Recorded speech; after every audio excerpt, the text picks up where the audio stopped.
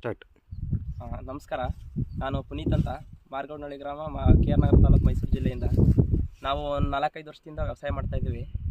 ತೋಟಗಾರಿಕೆ ಬೆಳೆಗಳನ್ನ ನಾವು ಏನು ತೊಗೊಳ್ಳೋದು, ಅದರಲ್ಲಿ ಹೂಕೋಸು, ಎಲೆಕೋಸು, ಮೆಣಸಿಗೆ ಈ ಥರ ಬೆಳೀತಾ ಇರ್ತೀವಿ.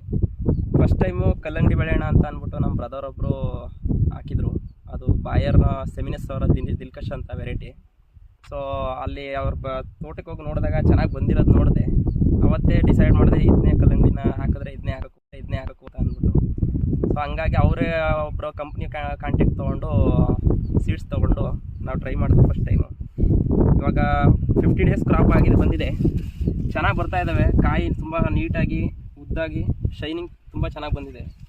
ಯಾವುದೇ ರೋಗಗಳು ಅಂತೂ ಕಾಣ್ತಾ ಇಲ್ಲ. ಅವರು ಕೂಡ ಚೆನ್ನಾಗಿ ಬಂದು ಒಂದು ವೀಕ್ಲಿ 2 ಟೈಮ್ಸ್ 3 ಟೈಮ್ಸ್ ಬಂದು ನೋಡಿಕೊಂಡು ತೋಟನ ಇದೇ ಥರ ಮೇಂಟೈನ್ ಮಾಡಿ ಔಷಧಿ ಗೊಬ್ಬರಗಳನ್ನ ಅಂತ ಅಂದ್ಬಿಟ್ಟು ಹೇಳ್ಬಿಟ್ಟು ನಮಗೆ ಮಾಹಿತಿ ಕೊಡ್ತಾ ಇರ್ತಾರೆ.